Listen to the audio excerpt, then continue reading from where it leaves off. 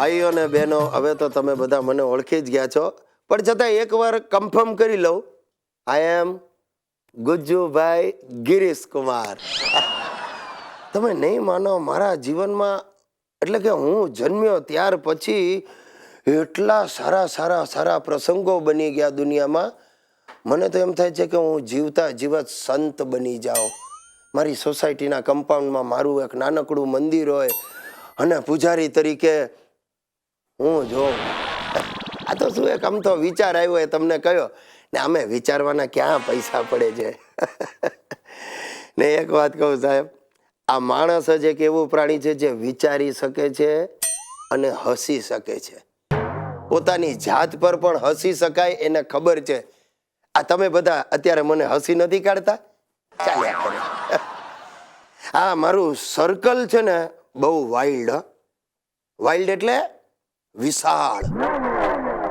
આમ મારું અંગ્રેજી કાચું, પણ આવા ખાસ શબ્દો છે ને મેં ગોખી રાખ્યા છે. વાઇલ્ડ એટલે વિશાળ. આ નરેશ, કિશોર, શ્વેતા, આ બધી ઇંગ્લિશ આઇટમો, કોન્ક્રીટ સ્કૂલમાં ભણેલી. કોન્ક્રીટ એટલે ખબર ને, ઇંગ્લિશ મીડિયમ કોન્ક્રીટ સ્કૂલ. હા, તે બધાનો ફાંકો બહુ. એક દિવસ નરિયો મને કે, એ ગિરીશિયા, તારામાં ડેરિંગ હોય ને તો તું શ્વેતાને આઈ લવ યુ કે. મેં કહું એમાં શું? મેં આંખ બંધ કરીને શ્વેતાને ધડ દઈને કહી દીધું આઈ લવ યુ, અને એણે ધડ દઈને જવાબ દીધો આઈ લવ યુ ટુ. મેં કહું નરિયા, આ તો આવડી આપણને બંનેને પ્રેમ કરે છે, તું આગળ વધ. અને મેં શ્વેતાને કહી દીધો શ્વેતા આઈ લવ યુ 7, 8, 9, 10. 10 સુધી આપણને અંગ્રેજી ગણતા આવડે, એનો ફાયદો બીજું શું. ભાઈઓ અને બહેનો, મારો મિત્ર લુખેશ પરણવા માટે ભૂરાયો થયો છે. તમારા ધ્યાનમાં કોઈ પણ પ્રકારની સ્ત્રી હોય જે અમારા લુખેશને લાયક હોય, અરે હું તો કહું છું નાલાયક હશે તો પણ ચાલશે, સ્ત્રી હોવી જોઈએ, જરૂરથી અમને ફોન કરીને જણાવશો. અમે તો છાપામાં જાહેરાત પણ આપી દીધી છે.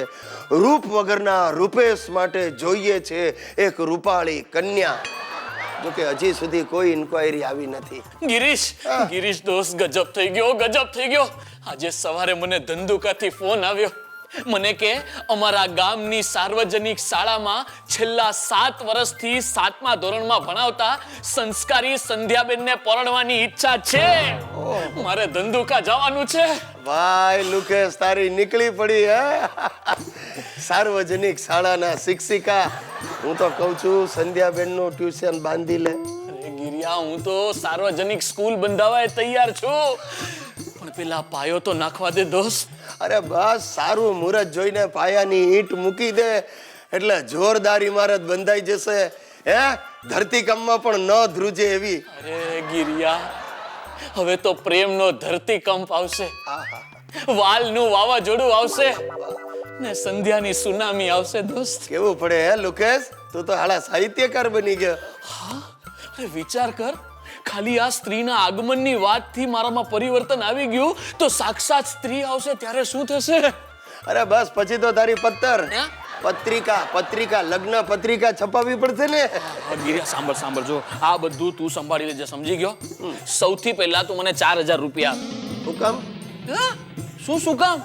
મારે ટેક્સી કરીને ધંધુકા જવાનું કે નહીં સાર્વજનિક સંધ્યાબેનને મળવા? ગધેડા, સાર્વજનિક સંધ્યાબેન નહીં, સાર્વજનિક શાળાના શિક્ષિકા સંધ્યાબેન. હા, એને મળવા જવાનું છે, એટલે ટેક્સી કરીશ, પછી વચ્ચે ચા નાસ્તો કરીશ, અને એની માટે 50 રૂપિયાનો બુકે લઈશ. વાહ, અલા મકાન તારે લેવું ને હપ્તા મારે ચૂકવવાના. આજ તો અરે મારી કુંડળીમાં લખ્યું છે કે તમારો ભાર તમારો મિત્ર ઉપાડશે અને એની રાશિ કુંભ હશે. અલા તું આ કુંભ કરીને હંમેશા મને જ ઘડામાં ઉતારે છે. ચાલ હવે, આ શુભ કાર્ય છે એટલે ના નથી પાડતો. આ 3000 રૂપિયા છે ગજવામાં, લે રાખ. નોન એસી ટેક્સીમાં જવું પડશે. એસી વાળી ધંધુકા એસટી જાય છે, સીધો બેસી જાય એસટી માં. તારે પાર્કે પૈસે જ તહેવાર ઉજવવા છે. અરે આજ તો મારા સંસ્કાર છે. ચાલ હવે મને શુભેચ્છા આપ. સ્કૂલનો ઘંટ પડે એ પહેલા હું ત્યાં પહોંચી જાઉં. ટન ટન તારા ચલતી હે ક્યા 9 से 12. ટન તારા. આ ગુરુ ઘંટાલના 12 વાગી જવાના.